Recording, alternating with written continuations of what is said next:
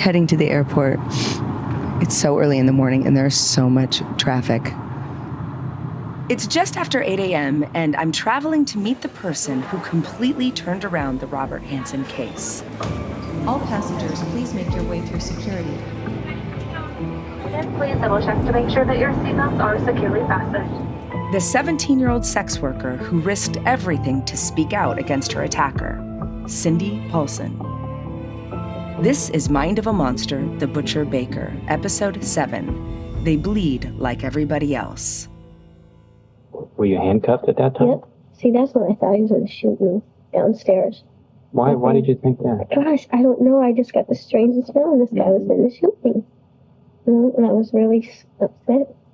I was really nervous. This is a tape of Cindy talking to lead investigator Glenn Flothe. 3 months earlier, she had been driven to Hansen's house, raped, and chained up for 5 hours. Hansen then drove her to his airplane, where she ran from the car and escaped him, still handcuffed. I knew, I'm getting the fuck out of there. So I just waited. Finally, I just was so scared, I just ran. Did he run after you? Yeah, with a gun. Did he say anything? He said, I'm going to get you. In the 40 years since that moment, Cindy has never spoken in public about her ordeal and the impact it had on her life. But that's about to change. Just pulling in to get my rental car. Part of our agreement to meet with Cindy now is that we do not say where she lives or use her real name, which, spoiler alert, is not Cindy. My driver's license? Okay. Great. Thank you so much. Bye-bye. Her story illuminates the attitudes of the police, the heroes, the anti-heroes of this case. Her perspective as a sex worker is unlike anything you've ever heard or experienced before. She can fill us in on gaps we know nothing about, like what happened when she disappeared and why. And we're officially off. My drive from the airport is around 2.5 hours through stunning mountain passes, and as I wind my way through the snowy caps, I listen to Cindy's tapes again. He came over to me and sat down and just stared at me, and I started crying. I told him all I want to do is go home to my mom. Your mom? Yeah. I've been listening to her tapes, the original tapes, the tapes that we got from her interviews with police, and I can't keep it together. I've been crying the entire time. She's a little girl. She's somebody's daughter. It is my sincere hope that we can do her justice by telling this part of the story. I've just arrived at the hotel and I'm totally running late, and I'm worried she's gonna get there before I can check in. I don't find myself usually nervous for interviews. Oops. But I just feel like this is so important. I'm gonna go check in now. Hi. How are you? I am so good. How are you? I get into my hotel room and I get changed in about 4 minutes flat. And then I head back down to the hotel lobby where Cindy is waiting. I'm nervous. Hi, I'm Michelle.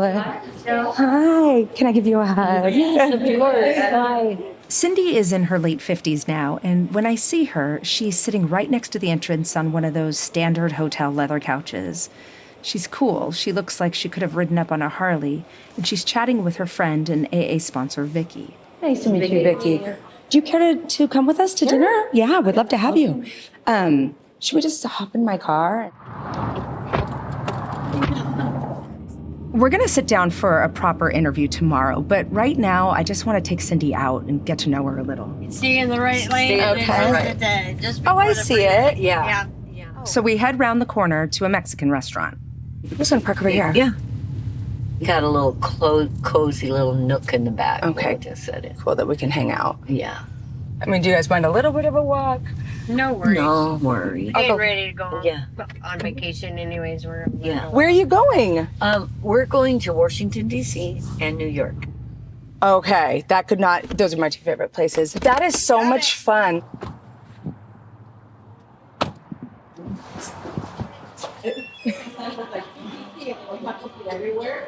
Cindy's speaking Spanish. Thank you.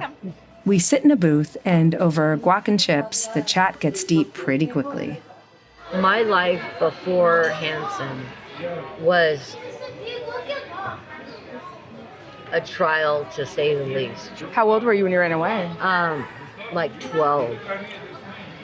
Where does a 12-year-old go? I'm going to stop recording just so we can talk more freely. I just said goodbye to Cindy and her sponsor. We had a really nice dinner. They were both very open, and Cindy was very open, and she didn't seem nervous at all. Maybe a little guarded, but she didn't seem nervous, and that made me happy. I'm really looking forward to tomorrow's interview because from tonight, I can tell that she has such interesting stories, and she's got such an incredible attitude. The next morning, it's a cold, gray day outside, and I'm feeling anxious. Cindy and her sponsor are here, so I just got a text, and I am going to go meet them in the lobby.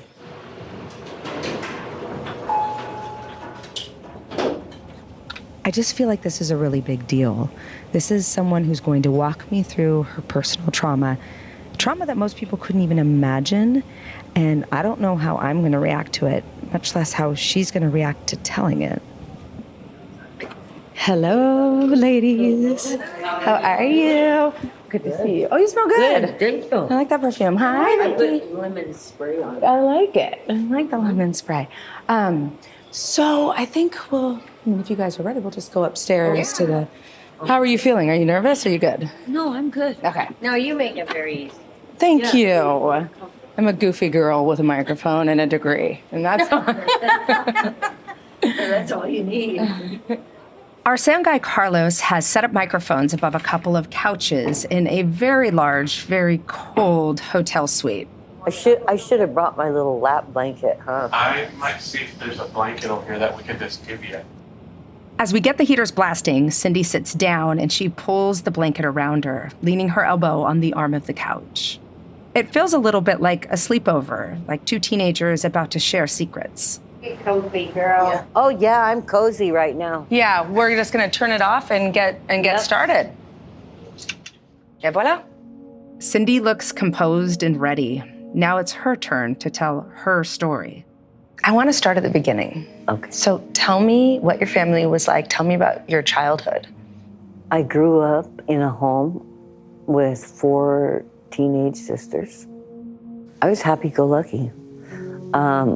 Even though I was being physically molested sexually by a person that I thought loved me and I loved them, and surely they all loved this neighbor. So, and nobody would say anything. And I didn't know it was wrong until one day, sitting on his lap on the couch, he said, "You know, if you tell, they won't believe you." How long was that molestation going on? It was going on from the age I remember as 9. So you're this, as I understand it, this happy-go-lucky little girl.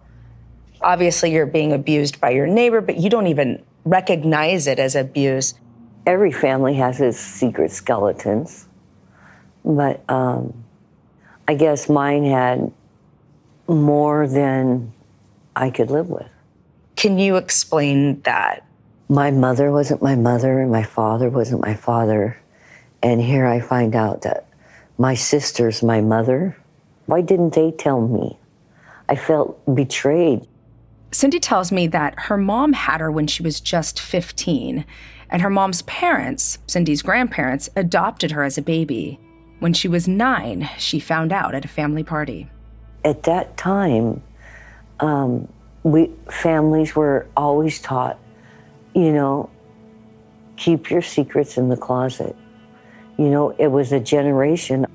My mother at the time everything was hush hush. 15-year-old girls go away and have babies and they adopt them out. I felt like I didn't belong. I felt like my life had been a lie. And so I rebelled against my family. What did your rebellion look like? What did you do? My rebellion looked like I started skipping school, smoking cigarettes, and then they sent me to live with my mother. With your mom, your biological mother? Yeah. And my mom worked the graveyard at her job. She didn't even know I hadn't been going to school. That maybe the first few weeks they called her. So for a year, I had been going out, hooking with my friends, making money so we could go to Seattle. Hooking, sex work. At this time, Cindy was 11. How did your friend know where to go to start hooking? We knew where to go and what part of town to go to. I knew some relatives. I had relatives that were a little bit on the wild side, real wild side, and I knew where they went, and she did too. She knew people, and so that's where we would go. So then what happened? I knew I caused problems in everybody's lives up until that point. So that I felt like the common denominator was me, so let me remove me from the problem, and that'll solve it for everybody. You left home. What did you say? I don't say nothing. I just leave. You run away, essentially, then? Yeah, Okay. and I'm staying in Seattle on Pacific Highway in a hotel. And I look every bit of 18. And you're 13 or 12? I'm 12. 12. Just a little older than my own kids. From here, Cindy flitted across the country, ending up in juvie in Denver, and then flying to Hawaii at age 13. Did you go by yourself? Well, I had this one girlfriend. Her name was CoverGirl. She's a beautiful black girl. And she was with this guy named Cleve, so he was a pimp. Mm-hmm. So we're all in Hawaii, and as soon as we got there, we hit the beach. Just had a hellacious time. Had a blast. And then when we got done there, we came to Los Angeles, and from LA, we drove to Texas. Were you afraid? Like when you're 12, 13, 14 years old, you're living in hotels, now you have a pimp. Did you have fear? No. Wow. We were traveling, you know. But when you look at a 12-year-old now and think of what they do and what they know versus what you were doing, does that seem like what does that feel like for you? It scares me. Mm. It scares me. Explain to me how you came to be in Anchorage, Alaska. I'm in Portland, and I meet, and I'm not 16 yet. He's 22, and he thinks I am 22. Okay, so that beep there, that's us beeping the name of Cindy's pimp. We didn't want to, but here's what happens. Sex workers get arrested a lot, and they go on record as sex workers. But their pimps, not so much. They get to hide in the background, and the police rarely go after them. So we can't prove this guy was a pimp, and if we can't prove it, we have to beep his name. And then all of a sudden, I get arrested really quick. Boom, boom, really a lot. And then we need to change up. In Portland, Cindy's arrested multiple times, but no one checks her real age or her real name, and no one tries to find her parents. To avoid the heat, Cindy and her pimp find themselves right in the center of boomtown Anchorage, working the 4th Avenue Strip. What were your impressions of Alaska? It was raw and rugged. It was the last frontier. Usually in Portland, you can always get at least 200, 250 a night. Alaska was anywhere from 1,000 to 5,000 a night. Just doing it, you know what I mean? And if you're busy, you're busy. Wow, that's incredibly lucrative. I mean, especially in context of that's the 80s. Yeah. We used to go, and it would be jewelry store, first store, jewelry store, first store. And we used to have custom made furs. All my furs were custom made. And we would go and put our furs, if we got in trouble, we could bail out with our furs. The way Cindy talks about these years, it's so real. She even enjoyed some of it. I mean, she liked the furs and the jewelry and the traveling and the beaches in Hawaii, but of course, there's also the darker side. Now, is acting as your pimp at this time. So 2 questions. Did he know how much you were bringing, and what cut did he expect? He got it all, and he knew. And I would tell him what I wanted, or he'd take me shopping, or bring me jewelry. But you gave him all of it. When I got up and got ready to go, there'd be like $100 on the table. Is that standard? Do pimps expect all of it, and then they take care of you? That doesn't seem fair to me. It's not. It's not. And it's really particular. He's very strict. I can't hang with other hoes. What do you think that was about? Well, because if I'm doing that, I'm not taking care of his business. Take care of your business and come home, you know? Did he treat you well? Used to beat my ass sometimes. I wasn't allowed to drink or smoke weed. And sometimes I would get mouthy. And because you got to remember, he thought I was 20 some years old. And I was only 17. It's from this life that Robert Hansen plucked Cindy one night in June of 1983. Did he tell you what his name was? Okay, it was Don, and then after we were at his place, he was going to take me to the airport. He was saying about Bob. We're going to talk a little bit about the abduction and rape, but we really want to be sensitive about bringing up any memories and flooding you. I can handle it. Really? Verbatim. In your interviews, you talked a bit about what Robert looked like. What did you think of him? I thought he was like somebody's grandpa, you know? He looked normal. He looked like just a regular old trick, you know? Just harmless. Didn't think twice about it. Really? But with other men, you would sometimes be nervous? Yeah. Oh, yeah.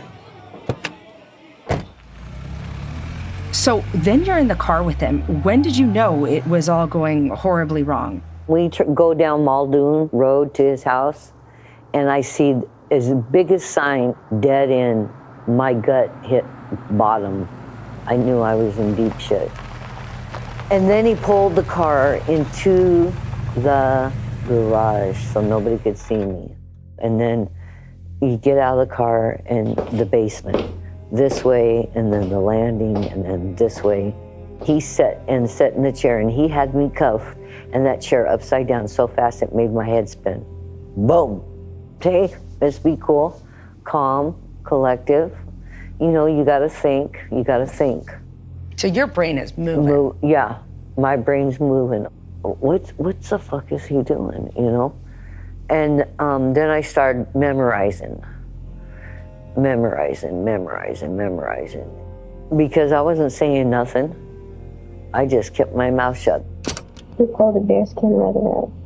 And all the time he kept telling me, don't worry, I'm not going to hurt you if you cooperate.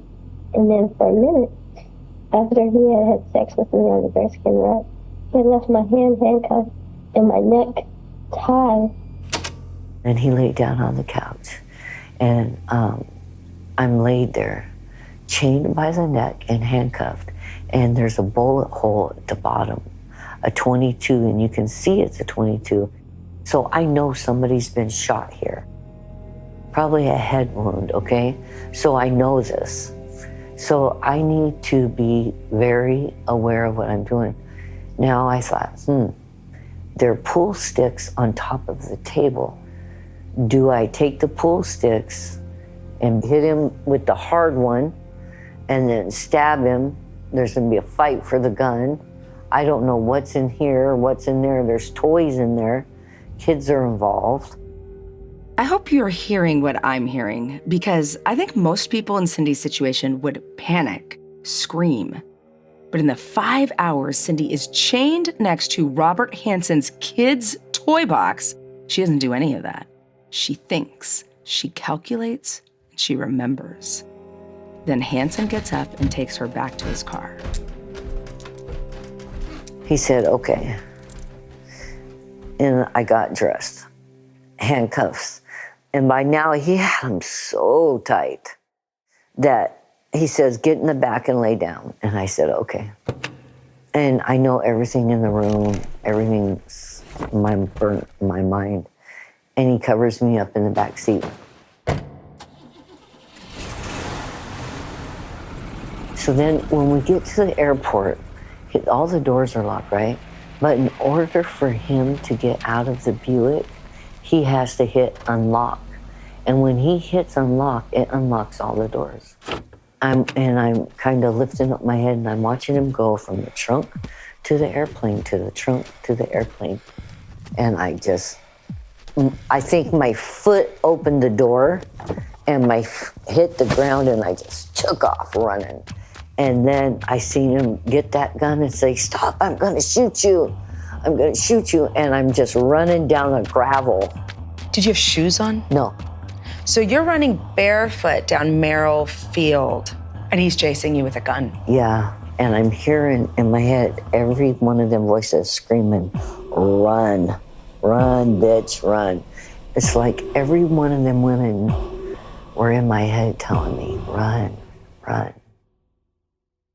We're gonna divert here for a moment, because as I hear Cindy saying this, sitting across the room from me, my heart skips a beat.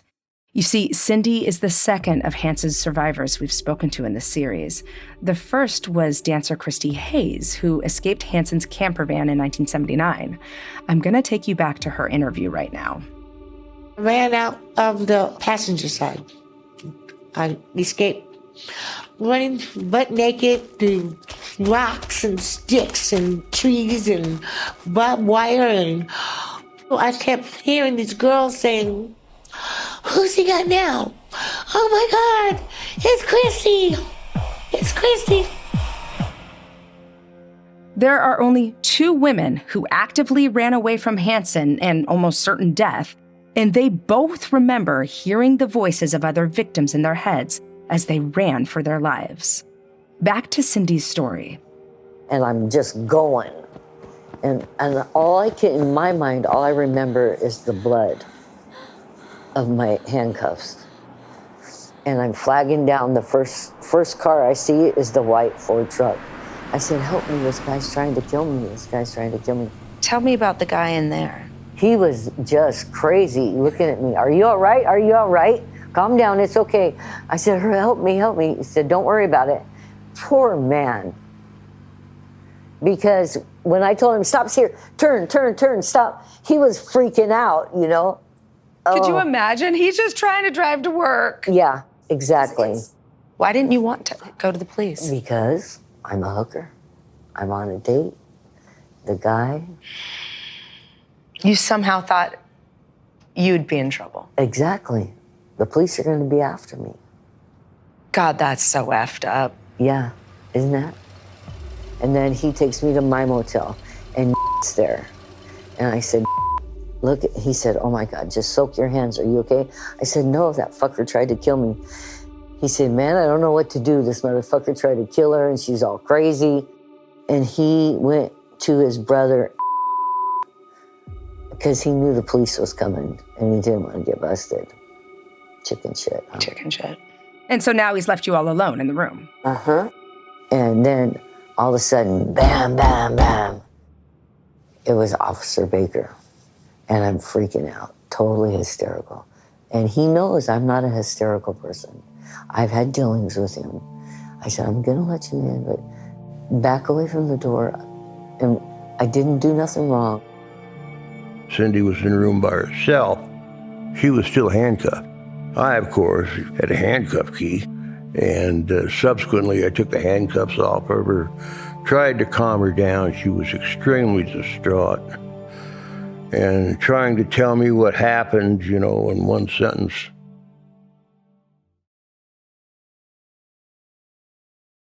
I'm in a room with Cindy Paulson almost exactly 40 years after she was kidnapped and raped by Robert Hansen. Back then, in 1983, police officer Greg Baker has just found the teenage Cindy in a motel room, hysterical, bleeding, and in handcuffs. Oh my gosh. Greg's eyes were the size of gobstoppers. He had the look of sheer shock and terror because he knew from the look of terror in my face and the way that I was going away from him, telling him I didn't do it, he knew that something terrible had happened. And so he was very gentle. From there, you'll remember that Cindy goes to the hospital and a rape kit is performed. On the way over, she spots Hansen's plane. And it's not long before Hansen himself is in the station talking to Greg's superior investigator. And this is where everything falls apart.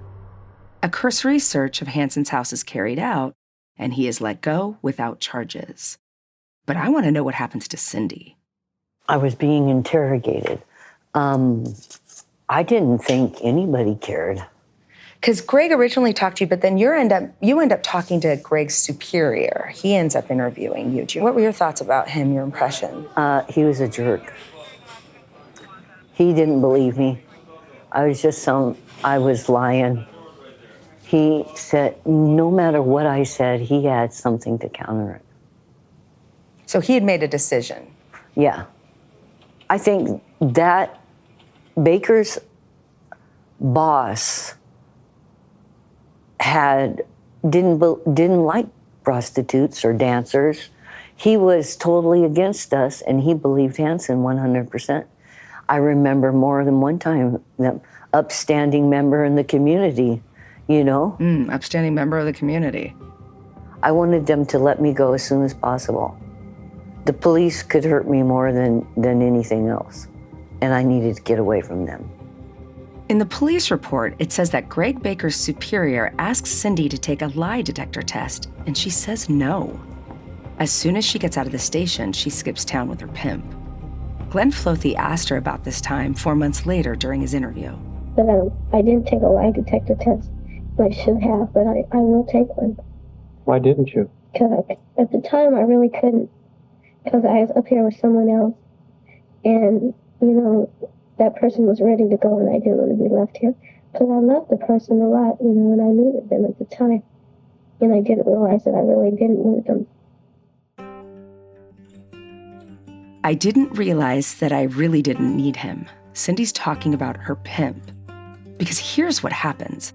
Cindy stays with her pimp's mom in Portland, but Cindy keeps getting arrested.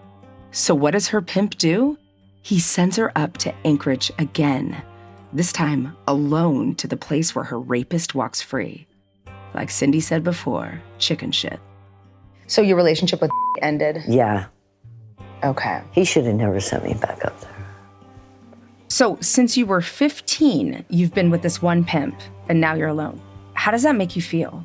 There's nothing I could do about it. I was so numb at this point. And I had to work there.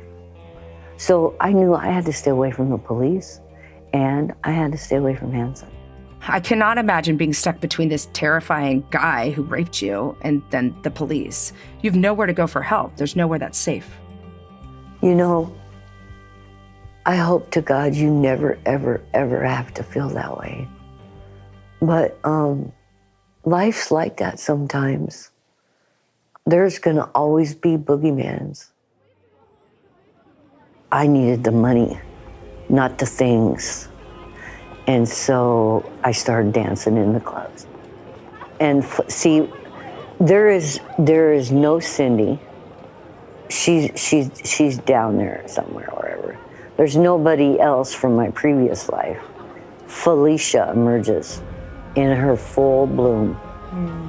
And let me tell you, Felicia is fantastic. Felicia is fast. She can do just about anything. She is Felicia. As we go further into Cindy's story, you'll see that names hold a great amount of meaning in her life. This shift to Felicia isn't even her first change in persona. I just made up that name, Cindy Paulson, going up to Alaska. It's just the first alias that came out of my name.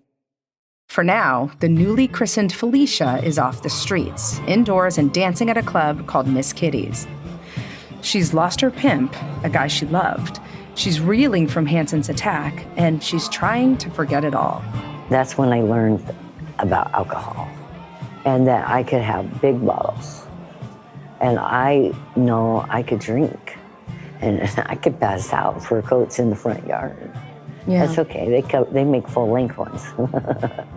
Well, so when you're drinking, and I imagine you're using probably some drugs at that point. Oh, yeah. Yeah. A lot of cocaine. I was numb. Yeah. Yeah. And then he came in the club.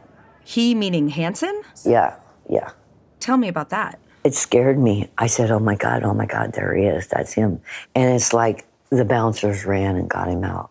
There's a moment in Glenn Flothe's 1984 interview transcript where he describes this. During the search of his properties, we found his crime kit, wigs, false mustaches. Because he was out on the avenue so much, he was getting worried. I mean, he's been doing this now for 14 years, so he figured out he better come up with a disguise because they were starting to spot him on the street. In fact, one time he spotted his car on the street, and all of the hookers and pimps went down there and trashed it, just trashed it. Broke the windows out and everything. So he started wearing these disguises, hats and wigs. Can you imagine some guy coming in a bar with a $2 wig on? I mean, that's exactly what it was. Hansen's prowling, trying to catch me, kill me. Catch me and kill me if he can. And during this time, I meet with Glenn. Okay. And they're trying to build this case. I want to talk about Glenn Flothe a little bit. Glenn, he's just one in a million. And that feeling is the most sheer, deepest, that's a God thing. How did you begin to trust him? We would go and eat and do things, and he would talk to me. He would talk to me like I was a kid my age and ask me about things I like to do.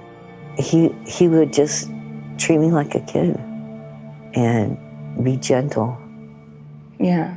You could feel he cared for you. Yeah. He believed me. He believed you. And nobody else did. It wasn't like I was a prostitute. He treated me like a human being. Can I play you some things that Glenn said about you? Yeah. Here she was. She's out on the street doing just incredible things these women do as a matter of course in life. It's unreal. And then on the other hand, she talks about teddy bears and stuffed toys and wanting the things that she never had as a child. She reminded me a lot of my daughter. She had that little girl in her. She was a little girl that never grew up. What's your reaction to that? I never had that as a child. I never went out on a date. Had anyone ever treated you like a kid before, like a child of your proper age? No. They didn't have a clue. Did you miss having a normal childhood? Yeah. Yeah, I longed for it. I longed to play with other kids. What was that like? What was dressing up to go to the movies, or what was dating? I know I heard my sisters talk about it, I never did that. I never got to do that. So he saw that in you. Yeah. What was that like to finally have this man who... I could tell that too. Comforting. Could trust Glenn, someone that, like a God almost. In what we would say a higher power in AA. And it's not, he's not gonna hurt you. But you could tell him anything and he's got you. Was he the first person you shared all that with? Yeah. I could tell him my name. your real name. I could tell him my name. But right at this time, when Cindy can talk to Glenn for the first time as herself, her other life, Felicia's life, is falling apart. She's working in a massage parlor, doing sex work again for a pimp named Billy. There's a lot of cocaine, and there's guns, there's death threats and fights. And then, on the 3rd of February, 2 weeks before Hansen's trial for her rape and kidnapping, Cindy moves out of the massage parlor without telling Glenn Flothe. You disappeared for a while, and Glenn had to go find you. Where had you gone? And I think maybe I don't even remember. Glenn said he was really worried about you. He said that your life was pretty hard and that your pimp wasn't treating you right. Does that ring a bell for you? I think you were at a massage parlor. I probably went because I didn't want to go back to the massage parlor. Because Billy's getting upset. Yeah. I need a way to get away from him. And to be truthful, I couldn't go to Albanians with court case hanging over my head because they're going to think I'm a snitch. Mm-hmm. Yeah. The Albanians, the mafia, the people sex workers like Cindy could go for protection from angry pimps. I was in a limbo. Was it hard to be clear-headed at this point? Because there's a lot of drugs happening. You're not sleeping a ton. Oh, I'm not sleeping at all. It just was too much going on. My life was shit. I couldn't do anything. My living situation, the court situation, I couldn't get my life together because this court thing, it's like, come on, I can't catch a break. Okay, you all call Glenn. Glenn comes and saves you. Yeah. And he takes you off the street and puts you with a family. Tell me about the family. Honey family. Bad. It was bad. It was honey in the tea. I need to get the hell out of here. This is not working. What were they like? They were nice and asked too many questions and had too many rules. And I couldn't sleep. I needed some dope. And it was like, get me out of here, Glenn. I can't even have coffee. It's got to be tea. I got to go, bud. I got to go. It's just 17 days between the time Cindy goes to the safe house and Hansen confesses to his crime and is brought to court for sentencing. Time enough for Cindy to live yet another life. But Glenn would tell me, just trust me, we're going to get him. If I have to take his whole basement apart and put it up in the courtroom, I will do that. And he ain't going nowhere. I got him. I'm never going to let him hurt you again. So, tell me about court. You're sitting in the gallery, right? Yeah, in the first row. First row. Yes, first row. Tell me about that. I mean, Hansen's over there, and I'm over here. Cindy uses her hands to indicate that she and Hansen are less than a few feet apart. He's sitting in the front with his lawyers, and she's right behind him. And he pleads guilty. And he turns and he's leaning back in his chair, and he looks at me. I've never seen something so evil in my life. Like the look was Satan himself. I mean, he transformed his face. His eyeballs were black. And it was just, if I could have died from that look. Just the eyes and his skin wasn't even his skin. It was just death. Remember Joe Evans' shut the fuck up moment? The countenance on his face, I mean, it truly changed from almost this casual, everyday look to, I don't know, something out of a horror movie, because his eyes got big, his voice changed. Well, there's science behind this. Predatory killers are usually sensation seekers. They're looking for physical highs, and they also have reduced fight or flight responses. So what we're seeing here is Hansen's physical response, dilated pupils, increased heart rate, respiration, and sweating, to a perceived danger or threat. And in his case, it's being made to face the consequences of his actions. The one common feeling among the people who witnessed Hansen in this state was that it appeared to be an intense form of rage. For Cindy, that look is seared into her memory forever. I had to get up and run out of the courtroom, go to the bathroom. I was so scared. They sent someone after me right away. I was in there, squatched down, like, I couldn't breathe. Yeah. I took my breath, and then I went right back in there. Because you're a survivor. Yeah, I faced him. Tell me how you felt when he was sentenced. I know I pray for them women. I'm so grateful that I was able to do for them what they couldn't do. You know, I think that, you know, maybe the trials and tribulations that I went through as a child helped strengthen me to catch him. And that's why I had a wild, long, crazy life, is because I was made to suffer the sheer torture and hell. So all those women who couldn't, I could have a voice for them. So what happens next? He's sentenced, and what happens to you? I try to become normal. I go with Albanians, and I go to Mexico, and I have 3 sons, and I get married, get divorced, and go to prison. What did you go to prison for? Drugs. Mm-hmm. But you've gotten out of that many times, too. Yeah, Because yeah. You used up your 9 yeah. lives. Yeah.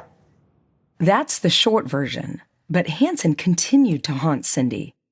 There was even a coincidental connection between their 2 families. Do you want to tell me what the hell is that? Is that torture? Is that, I know where you are all the time, you fucking bitch.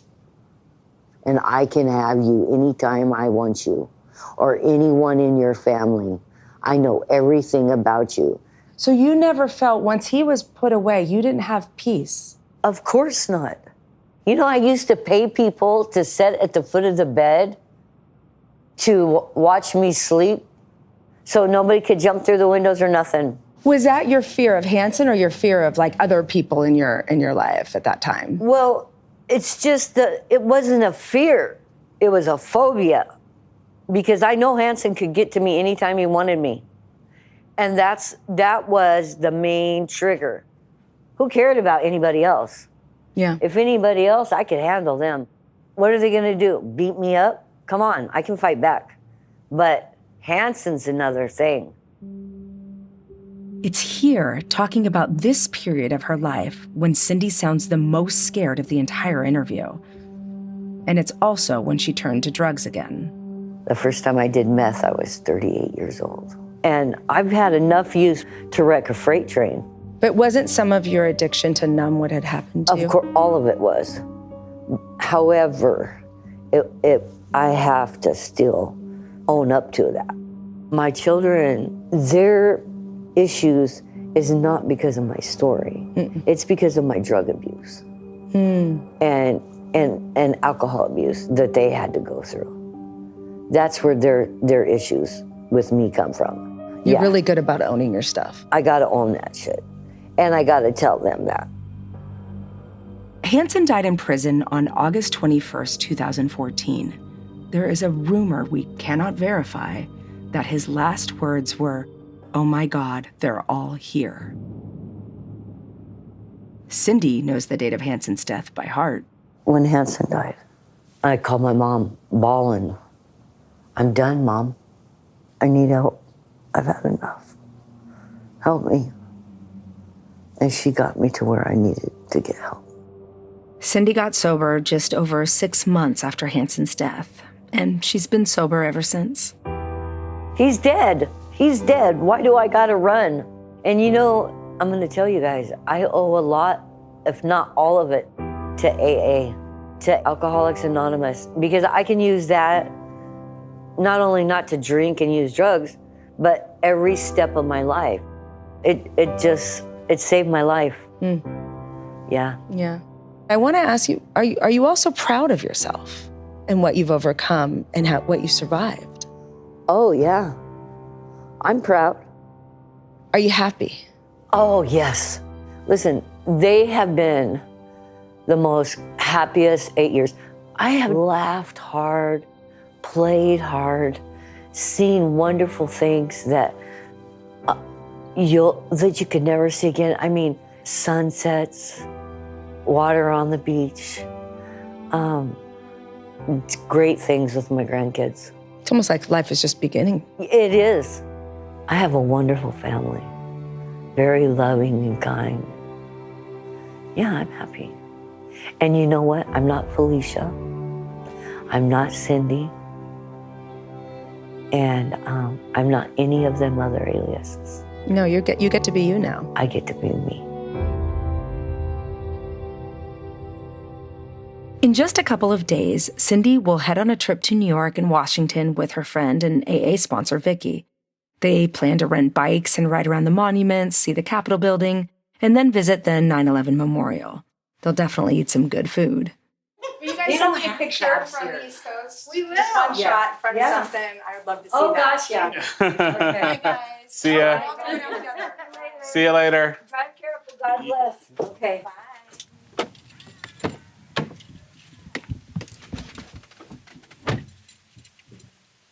I'm in my rental car and I'm heading back to the airport. And what an amazing story.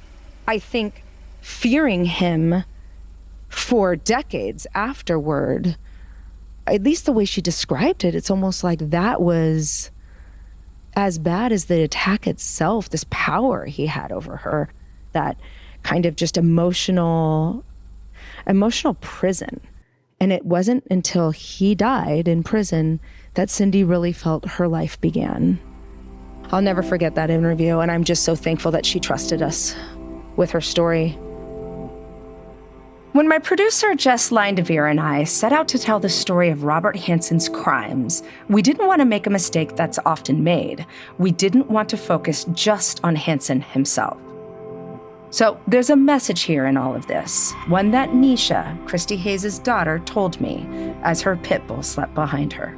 All I can say is the words on the street, they mean a lot, regardless of they're drug addicts, if they are prostitutes, if they're pimps, they bleed just like everybody else. When Nisha said these words, that's the moment I knew what this podcast was about. And this was echoed by Cindy in that cold hotel room. With our sons and daughters, teach them compassion, understanding. It doesn't matter if she's a hooker or stripper or pole dancer, or if she's a bag lady on the street. She's a human being. If she cuts, she bleeds. She has a heartbeat. She's somebody's baby. This has been Season 6 of Mind of a Monster, The Butcher Baker. Before we begin the credits, I want to pay a special tribute to author Leland Hale, whose dedication to the truth and to original documents, along with his wit, intelligence, and in-depth understanding of this case, has given us so much. Thank you, Leland. Mind of a Monster, The Butcher Baker is produced by Arrow Media for ID. The executive producer for ID is Jessica Lowther. Arrow Media's producer is Jess Lindevere. Editor, Millie Tapner. Audio engineering by Mahoney Audio Post. Our line producer is Philippa Whittle. Our production manager is Alexandra Kelly. Our junior production manager is Jody Tanner Wild. Our production coordinator is Shannon Tunicliffe. Our archive producer is Katia Lohm. And our assistant producer is Isabel Wilson. Glenn Flothe voiceover by Mike Bodie. Arrow Media's series producer is Gabrielle Nash, and executive producer is Stuart Pender. I'm your host, Dr. Michelle Ward. You can follow this series wherever you get your podcasts. We'd love it if you could take a minute to leave us a 5-star review on Apple Podcasts. It really makes a difference.